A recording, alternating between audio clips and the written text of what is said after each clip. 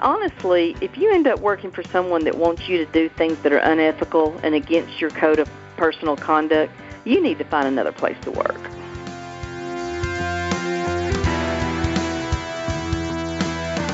Hello, everyone. Welcome to Where Accountants Go, the Accounting Careers Podcast. I'm Mark Goldman, a CPA, and your host for this podcast. Well, for today's episode, we're going to revisit one of our former guests, Kathy Kapka. But this time, we're going to have a little different conversation. We're going to talk about ethics. Yes, ethics. We're in a unique time, or at least a unique economic condition that we haven't been in many years. So I thought it would be a good time for all of us accounting and business professionals to revisit ethics, because unfortunately, it may become more of an issue in this climate. I sort of had that gut feeling that it may become more of an issue. So I asked Kathy on the show to discuss ethics, and she actually felt exactly the same way. It's a good time for a practical discussion on this topic. And if you're in Texas, you may know this already, but for everyone that doesn't, Kathy not only has a background in internal audit herself, but she is also the instructor for the complimentary ethics course that comes with TXCPA membership now. So she really is a subject matter expert on these issues. I think this interview is going to really make you think. If you do enjoy this podcast, please take the time to rate us in your podcast app or on social media. Please share it out. I know it takes a few minutes, but it not only benefits us, it also benefits others because then they become aware of the content. And of course, we really appreciate it as well. Well, with that, let's go ahead and get started. Here's our discussion about ethics in our profession with Kathy Kapka. Well, hello, Kathy. Welcome back. Thanks, Mark. Appreciate having me back. No problem. Well, for the audience, you may have noticed that occasionally I circle back with a few of our guests just to see how things have progressed and changed in their careers and really their overall lives since the last time we spoke. And for today, we have another previous guest on the program, Kathy Kapka. I asked Kathy to come back on the show for a different purpose this time, though. Believe it or not, Kathy was our guest for episode 15, which was 150 plus episodes ago. And since then, she's recorded an online ethics course for our state CPA society. And for that reason, I thought she'd be a great person to come on the show and speak with us about ethical issues. It's been a long time since I touched on ethics, far too long actually, and I'm really looking forward to being able to bring back this topic. Kathy, before we get into all that, everybody that's listening won't have necessarily heard episode 15 because that was a long time ago.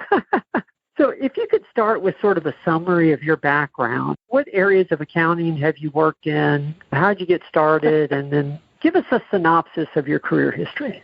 Sure, Mark. As far as areas of accounting that I've worked in, pretty much all of them. Graduated with a degree in accounting and went to work in public accounting like everyone did at that time, and stayed there for 2 years and went to work in industry as a controller for a holding company. And from there went to a school district and was their very first CPA they ever hired, and that was a trip. And then from there I moved up to higher education to create a internal audit department at the University of Texas at Tyler, and eventually becoming the chief audit executive of that function there. And then while I was there, the dean of the business school was pretty relentless after I completed my MBA in getting me to come teach auditing, because believe it or not, it's kind of hard to find faculty people for auditing courses. And the state, in order for our students to get credit with the state board for the CPA exam, the instructor has to be somebody that's actually done some auditing. What a novel concept, right? So I've actually literally been in public accounting, industry, government, internal auditing, and education. So pretty much done it all. Loved all of it. I tell people all the time I probably would have never left public accounting had I had a computer, because the reason I left was I could not do one more oil and gas partnership return by hand and tape 13 column together and then foot and cross-foot that with a 10 key. After 2 tax seasons, that was enough. So if I'd have hung around a little longer, but anyway. none of them I regret, and I learned something from every job that I did. I did retire from UT Tyler 2 years ago, right after completing my term as the chairman of the Texas Society of CPAs. I'm still very much involved with the Professional Standards Committee, the Ethics CPE, as you mentioned, my other certifications. I'm a certified internal auditor, a certified governmental management accountant, and a CGMA. I'm about certified up, but had a very interesting career and don't regret any of it. Wow. Yeah, I thought you had retired recently, but I wasn't 100% certain. So I'm glad you mentioned that. I'm officially retired, but this shutdown we've got going on right now is really the first time I have felt retired. Because funny happens when people find out you're retired, everybody's got a project for you. So I've done a lot of private consulting since I retired. Yeah, everybody thinks you've got a lot of time on your hands, so they try to fill it up for you. They all need something. Everybody needs help. I really have kind of focused since I retired on helping small business owners, help them set up their bookkeeping and their accounting because, you know, Mark, nobody goes into business for themselves to keep their own book. That's not what they're thinking about, and then they realize they better think about it. But, you know, not everybody understands accounting like we do, so I would just try to help them and go show them, teach them QuickBooks. And so small businesses have always been something important to me. Interesting. I didn't know that. I figured you were going to say you've done some part-time project audit work. Well, I've done that too. Because things have gotten really strict in the governmental world as far as like in school districts. Auditors now have to sign off that the person who is responsible for the financial records of the school district is adequately trained and has the technical expertise. And if they don't, you have to get somebody else to come in and look over the financial statements because, you know, it's the auditor can't prepare the financial statements anymore. Sure. They have to do it. And so I've done some of that because governmental is kind of my area of expertise. So I've done some audit work. I've done some small business consulting. I even helped one organization, nonprofit, do their 990 and apply for their initial nonprofit status. And because, you know, you've seen that document, that's meant to scare people off. They figure if people see it, they go, oh, I don't guess I want to be a nonprofit because it's scary with all the questions, but it's not really as bad as it looks. So, you know, I keep my finger in the pot.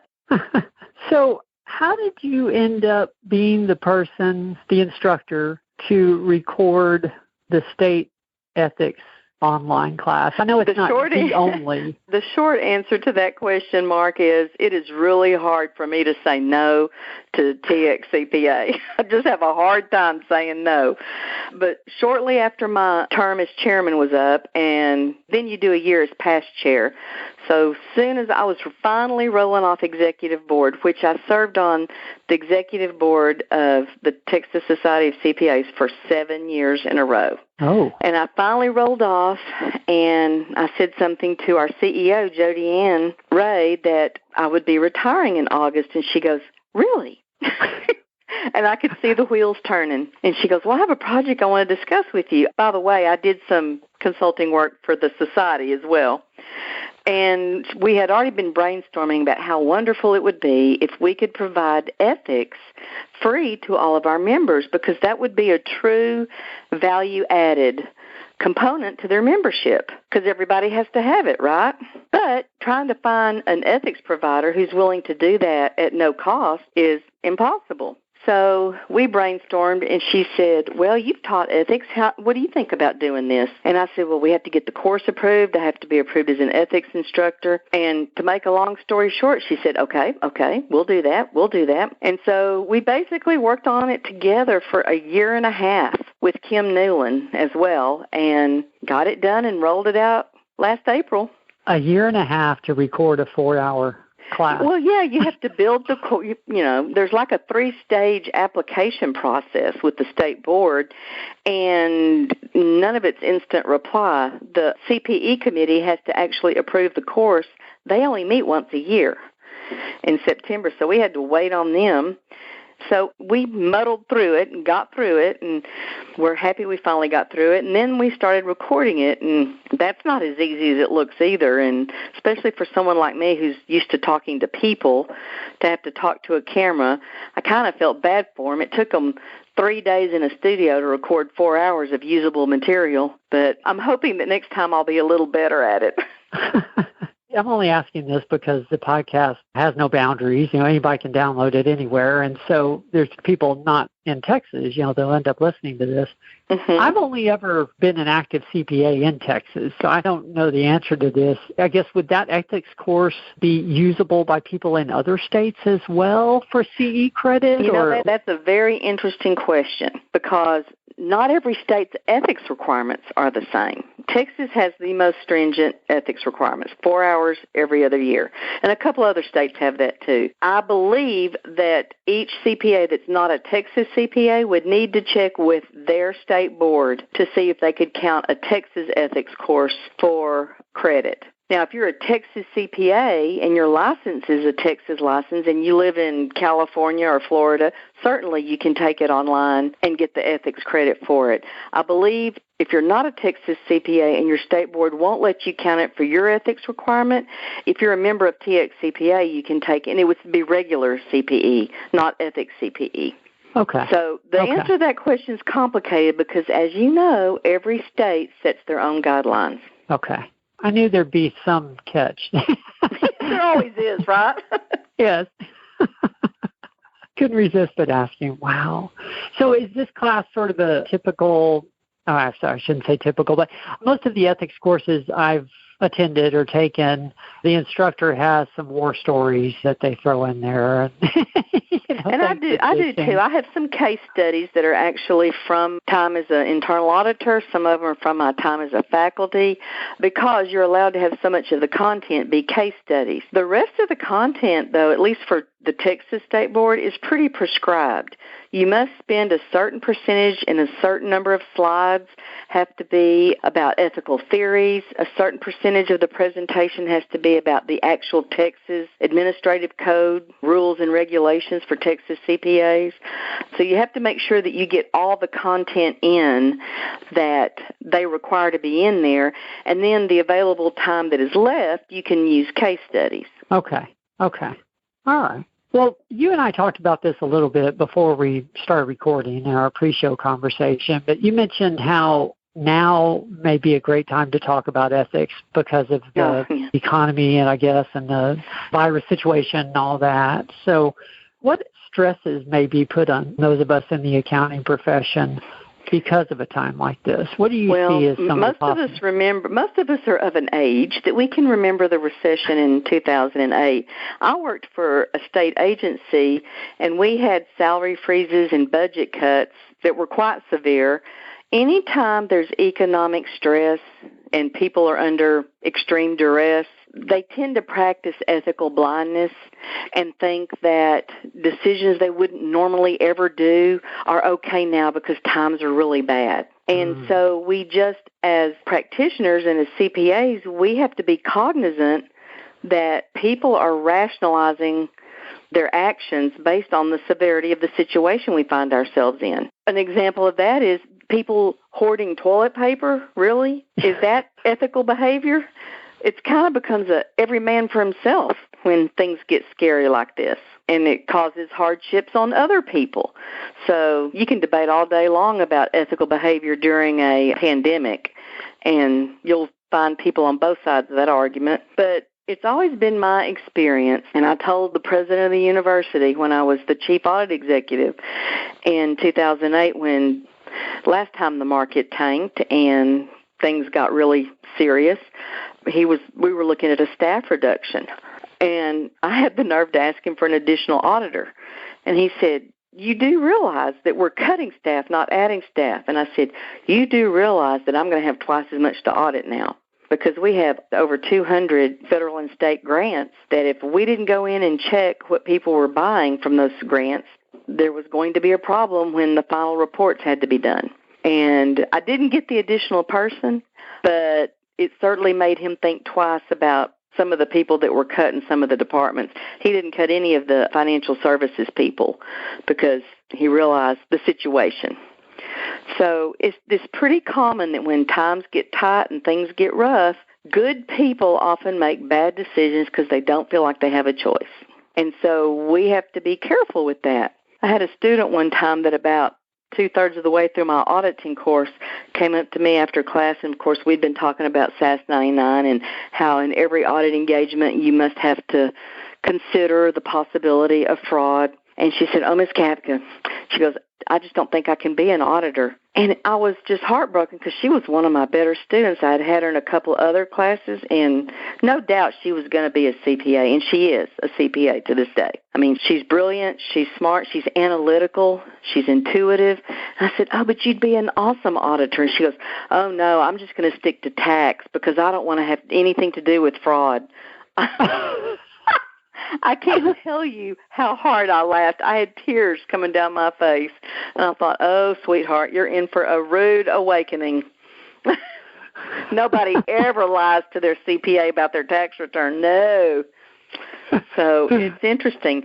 And a good example is I would imagine that our compatriots that are in public accounting now have an extension to July the 15th. And there's all these, nobody knows how all these new relief packages are going to shake out and what's going to be reportable. But you can bet, Mark, that people are going to be looking for the biggest possible refund they can get. Oh, yes, yes. And that's just something we have to consider when things like this happen, because what did Ronald Reagan say, trust but verify? Yes, yes. We'll have to be on our toes more, because people who normally would not lie on their tax return not feel like they have a choice right now, especially if they lost their job or have to pay tax. They just may not have the funds to do it right now. And in auditing, people have to be very cautious about, especially financial institutions, bank tellers. I've seen bank tellers who in their personal lives got them in a situation where they thought they would just borrow from their drawer and would pay it back. And, of course, the situation goes on and they don't have the opportunity to pay it back and they get caught. And it's really heartbreaking. So we need to have our radars up. We need to be cognizant of what's going on in individuals' lives that may or may not contribute to their ethical behavior.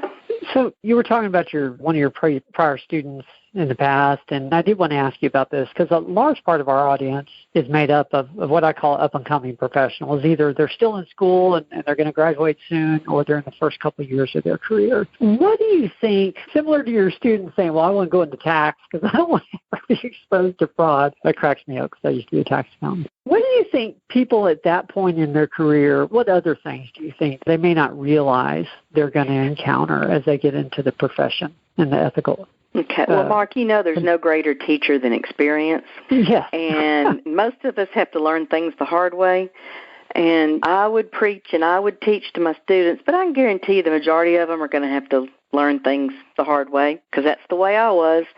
But what I try to instill in them is a sense of their own worth as an accountant, and that if they think something doesn't quite smell right, then they need to speak up.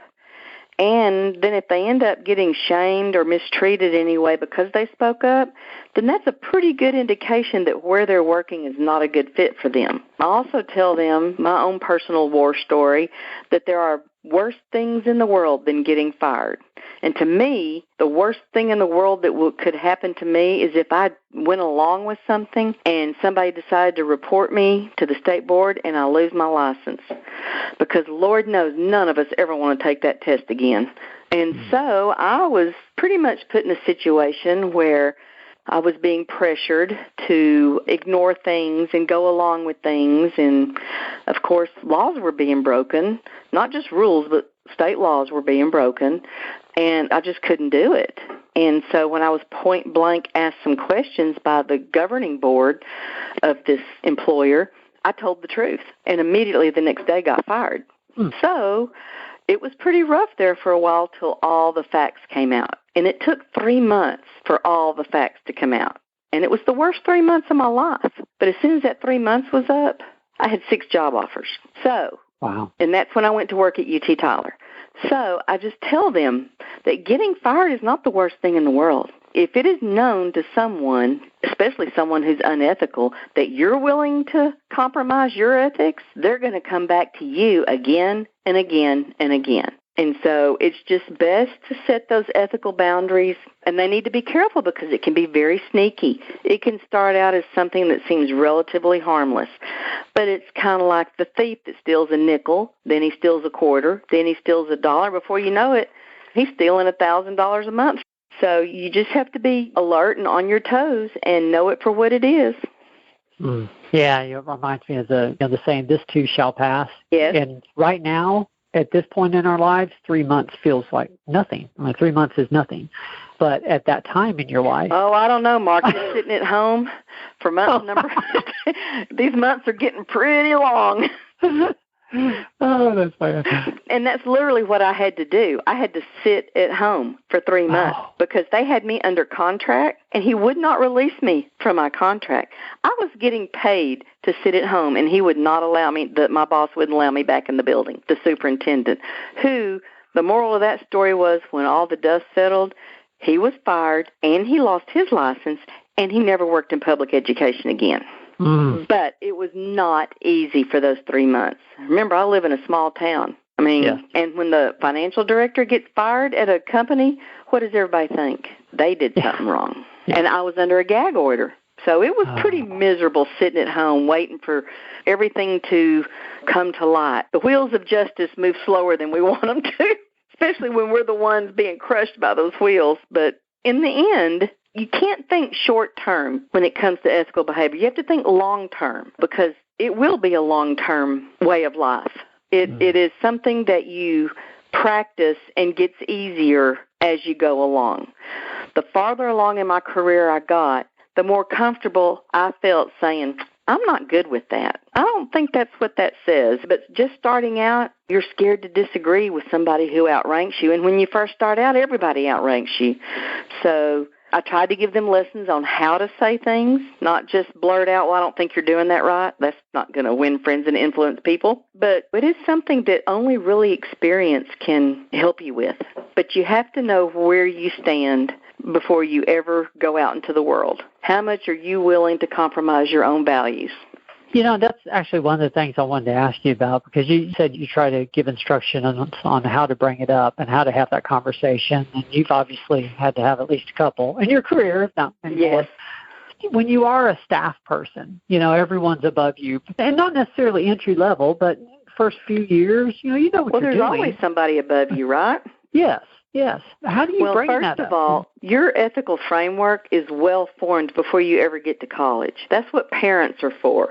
Parents teach right from wrong. What we try to do at college is teach them methodologies for evaluating where this falls on their own personal ethical spectrum and ways that they can analyze a situation so that they can decide how they feel about it. But it is hard. And depending on, to me, it was always how my boss responds when I bring this up is going to tell me more about him than it does about me. And sometimes you can bring it to their attention, and it may be that it was just an oversight.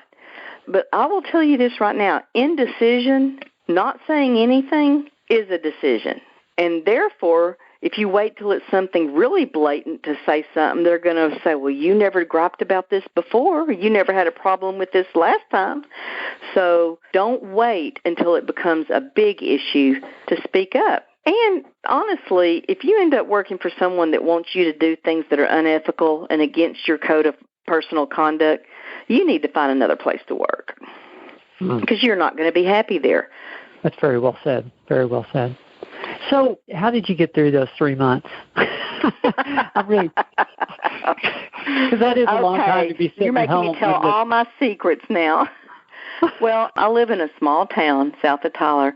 I had to go to Tyler to buy groceries because I couldn't go in the grocery store in my hometown without seeing somebody that knew me. And, of course, everybody wanted to know what happened, and I couldn't talk about it. I basically stayed home for 3 months, and cleaned out closets and tried to decide what I really wanted to do now. And I had offers from 2 other school districts and decided I didn't want to go back into that world of public education where not all superintendents are bad, but a lot of them have really big egos, and it just wasn't a good fit for me because I want to follow the rules. I'm a rule follower, and you need to know that about yourself. If you are a rule follower and you're not happy unless you're following the rules, then you need to work somewhere that has more of a tendency to do that. So applied for the job to create an internal audit department.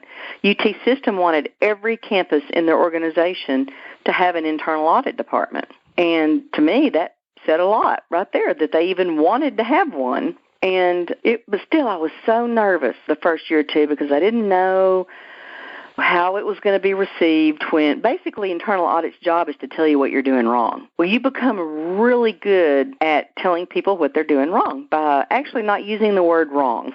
The better way to do this is, or this guideline says we should do this. Here's how you can do that. You learn to be very diplomatic because what I didn't realize is a lot of people with PhD after their name also have big egos, and they kept telling me that was their grant, and I said, no, I believe it belongs to UT Tyler. You're just the manager of this grant. This is not your money to spend as you see fit, and we're going to have to undo some of what you did. And then, I would occasionally find fraud, some of it quite humorous, some of it not. And the case that actually really made me decide that I'd been doing this long enough, which I did that for 12 years before I moved over to faculty. One of the president's best friends at the university was committing fraud.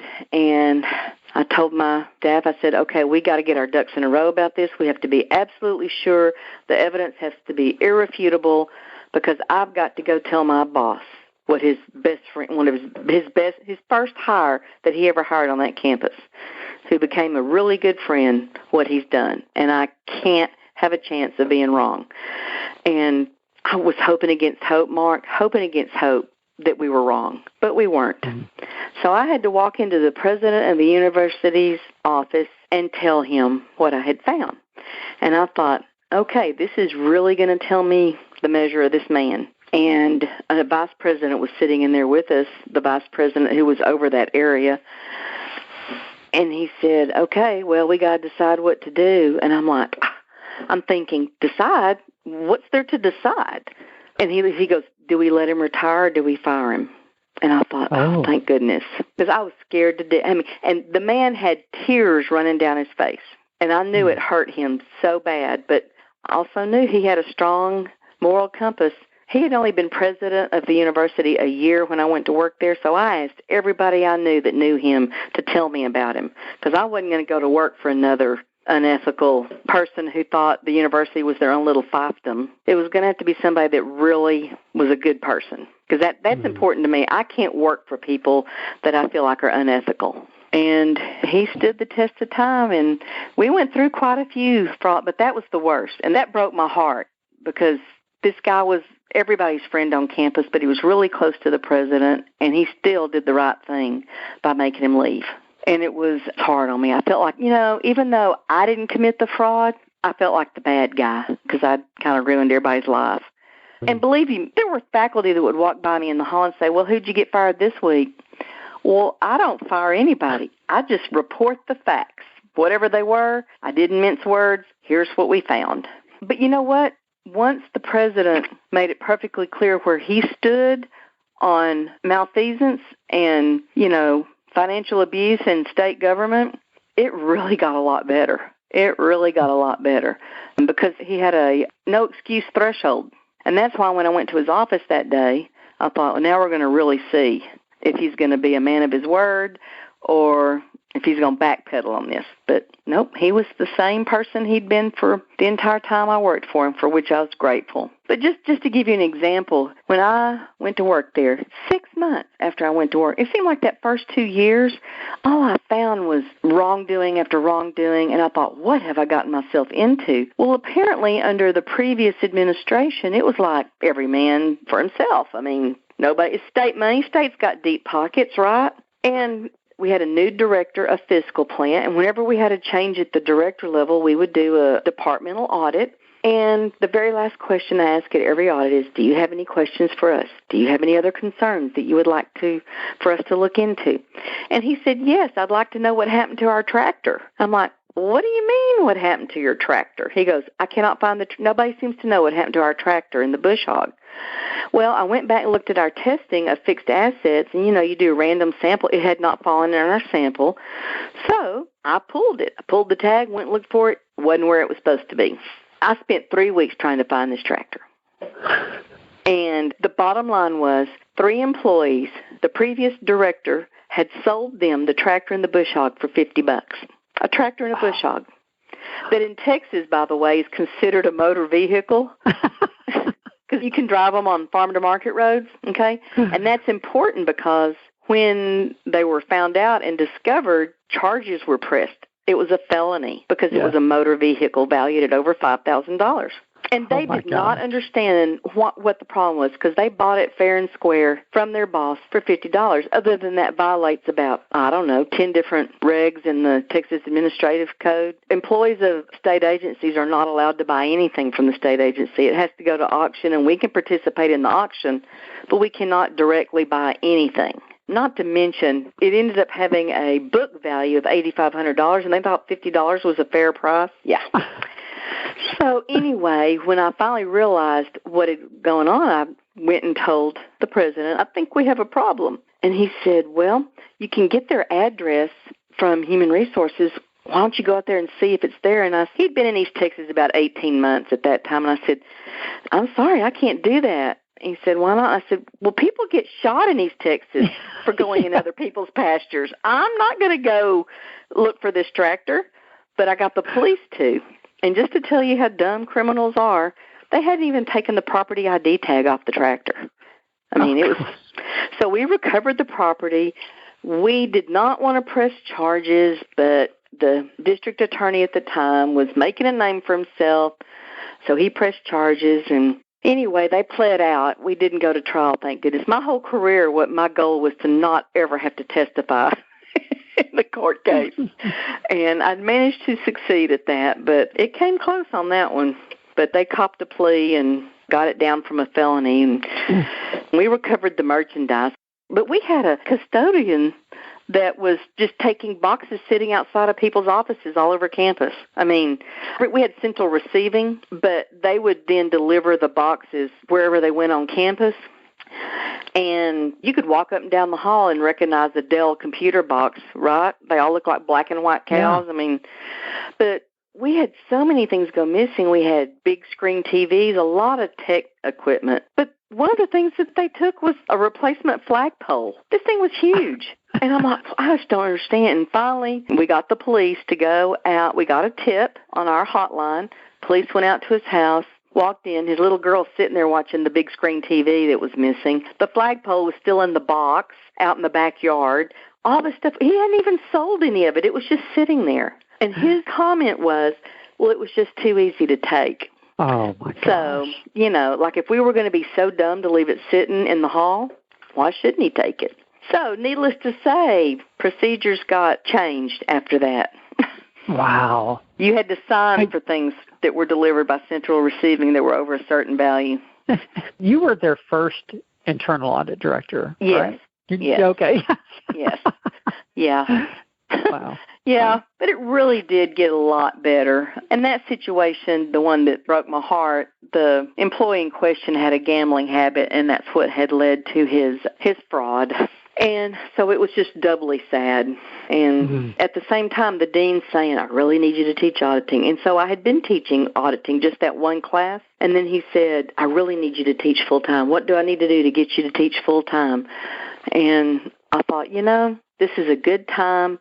I love teaching this class. I felt like it was a good way to make an impact on future accountants and to help them make that transition from the university to the workplace. And I loved it. I loved teaching. It was wonderful. Well, I have 3 questions that I end every podcast with, and I need to get to those in a minute for time's sake. But there's one I want to circle back a little bit. There's one really practical item I want to talk to you about. I've been in recruiting for many years, for accountants specifically. And sadly, I've had many conversations where someone came in to talk to me, and it was after they had reported a fraud, and they weren't at the company anymore. Either they got fired or they felt it necessary to leave. And inevitably, of course, an employer is going to want to know why you left your last employer.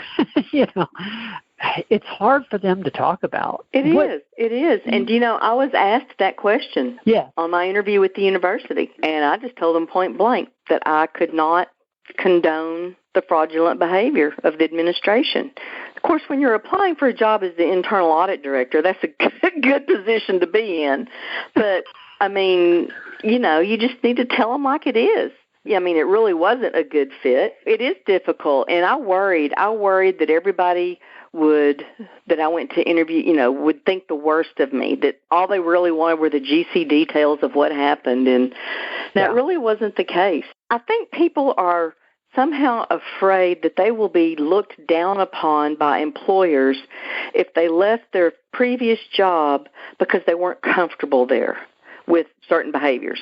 And I just think you just have to be willing to, and, you don't, not in a judgmental way, you don't ever trash talk. Never trash talk your previous employer. But, just say that you weren't comfortable with their current practices and you felt it best to leave. And that's about all you can do, Mark. I've been in that seat. I know how uncomfortable it is, and I know how scary it is. But, as usual, experience will teach them as they go farther down the line of their career that you don't need to be afraid for who you are. If you're a good person and an ethical person and you want to be a good accountant, that's nothing to be ashamed of, ever. And you will become more comfortable being that. Thank you. That's really good advice, because it is a hard item to talk about. It is hard. It's very hard. But I do think coaching is important, and I'm glad that they're talking to you about it, because they have no idea how to answer that question because they've never had to before. So it is a good idea, if you find yourself in that situation, to get some coaching, either from another CPA that you trust, a mentor, before you go on the interview, because you're going to be asked, why did you leave your previous employer? And if you aren't sure what's the best way to answer that, best thing to do is talk to somebody you trust about it. There you go. That's good advice. Yeah, inevitably people want to know some of the details, but then you have to walk a really fine line. You do. You go into too many details. It's also unethical to talk about things if you're under a gag order. Yes, exactly. Yeah, that's another issue. Yeah. Wow. How hard it was for me to be under a gag order. That's like telling me not to breathe. They probably had to modify it a little bit. Oh, it was hard. Oh, my gosh. Well, I do go into every podcast with the same 3 questions at the end. It gives us a lot of consistency, so we probably better get to those. Okay. First one's usually the easiest. From a career perspective, what's been your proudest moment? Well, that one is the easiest. And I can tell you that as a chairman of the Texas Society of CPAs, you attend the 2 swearing-in ceremonies that happen each year, and you sit up on that stage. You actually get the opportunity to address the brand-new CPAs. And then you get to sit there on the stage and watch them walk across and receive their certificate from one of the board members. And I had the seat right in front of, they hand it to them. And I'm getting chills just thinking about it. It was so awesome. But what was absolutely amazing is I had 8 students, past students of mine, getting their certificate at one ceremony and 6 at another. And seeing that come to fruition was what it was all about for me. And one of them had even petitioned the board to allow me to hand her certificate. So I can say that was probably my most enjoyable and proudest moment in my career, was seeing that I had a little bit helping these students become CPAs. I'm just one faculty person, but it is something to feel like you have sent something out in the world that you helped create. It's wonderful. And if anybody has ever had the opportunity or wants to go to the CPA swearing-in ceremony in Austin twice a year, if you have anybody from your firm going, you should go watch. And you should encourage your new CPAs to go, because I'm not kidding you. Parents are even happier there than they are at graduation from college. Everybody was happy. It was great because everybody knew what a struggle it was to get to that point. So it was a lot of hard work goes into that, and to see it come to fruition is just awesome. Yeah, those are special. Well, second question, tell us about a lesson that you learned the hard way, and the more you can tell us about it, the better, of course, because that's sort of how we learn. Yeah, well, like I said, I have to learn things the hard way, but what I have learned over, let's see, how long have I been a CPA? 40 years of being a CPA. We all have this little voice, and sometimes we argue with that little voice, and we say, no, that can't be right. You're wrong. No, I don't want that to be true, so it's not true. And you have to learn to listen to that little voice in your head, because 99% of that time that little voice is trying to warn you about something. And there's been twice in my career that I did not listen to that little voice in my head, and valuable lessons were learned. And unfortunately, those lessons came full circle, and the next time it happened, I listened to that little voice. It still wasn't easy, but sometimes what you think is happening and you think is going on really is, and it's hard not to talk yourself out of it. It's hard not to try to talk yourself into thinking something different. So listen to the voice in your head, because we all have this instinct, we all have this intuition, and it comes from many years as an accountant and as a CPA. You really sharpen those, especially if you're an auditor. You really sharpen your intuition and your intuitive skills, but you have to listen to them. It doesn't do any good to have all that experience if you talk yourself out of what you don't want to believe is true. Thank you. Wow, that's a lot of insight. Definitely. Yeah, my son has a name for it. He calls it his Jiminy Cricket. So we all have a Jiminy Cricket in our head. We just need to listen to him. Well, last question, and then we'll go ahead and close it down. What's the best piece of advice that you have ever received? Oh, gosh. Well, received that I actually listened to, or received that actually followed? You can give me two. Yeah. Well, once again, some of us have to learn lessons the harder way, but they make us better in the long run. One piece of advice I was given was, whenever faced with a dilemma and a difficult choice where you didn't feel like there was any good answer, all options were going to be difficult, make your decision and then picture it as a newspaper headline. And if it makes you go, ooh, it's probably not the right choice. So always assume that everything you do is being recorded by somebody's iPhone, because now that probably is true. And the other thing is, listen to people who are ahead of you on this path of life. Because if they're trying to give you advice, it's not because they think they're smarter than you and that they think you're dumb or stupid or inexperienced. If they're spending the time and the air to give you some advice, they think it's something you need to know. So you should listen to them. Doesn't mean you'll follow it, but you should listen to them. And I think you'll find more often than not there's a nugget of truth in all of it. So listen to the voice in your head, and listen to the people who are trying to give you advice. Well, that is perfect to end this on, particularly for an episode on ethics. Yeah. Very applicable. Yeah. Very applicable. Well, thank you again for coming on. I have to tell you, I wrote this down from some of your early comments. You're the first person in a long time to use the term 13-column pad on the show. We haven't heard that. You can. I'm showing my age there, right? Hey, you know what? I kept one of those as a souvenir. I have it to this day in my office at this house.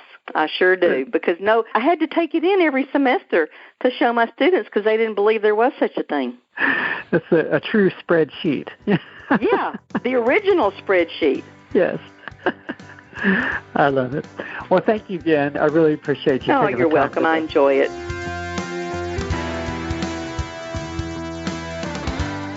Well, that was our second interview with Kathy Kapka. A few of the takeaways I have from this were, number one, the conversation about the economy and how a difficult economic situation really can affect ethical or rather unethical behavior. I had a gut feeling that was the case, like I mentioned in the intro. But That discussion with Kathy really helped me put my finger on why it would be the case, and it really helped me define it, and I appreciated that. And then another thing was the reminder to trust but verify. I think I mentioned this earlier. A good friend of mine says, locked doors keep honest people honest. And I think it's important for us to remember, not just as accounting professionals, but as business professionals, that when we put good controls in place, and we all know this, but it's not that we don't necessarily trust the individuals involved. It's just we don't want to put temptation out there that doesn't belong, because we certainly don't want to put someone in a situation where they're doing something that they normally wouldn't do. There really was a lot of truth in the insights that Kathy shared with us today, and I really appreciate her being willing to come on the show again. If you found value in this episode, please share it out. We love getting new listeners. It not only helps us, but it helps them as well, because if you're enjoying the show, there's bound to be other people you know that would enjoy the show as well. Thank you again for joining us. I'm Mark Goldman, your host for the Where Accountants Go podcast. We'll see everyone next week. There's more to come.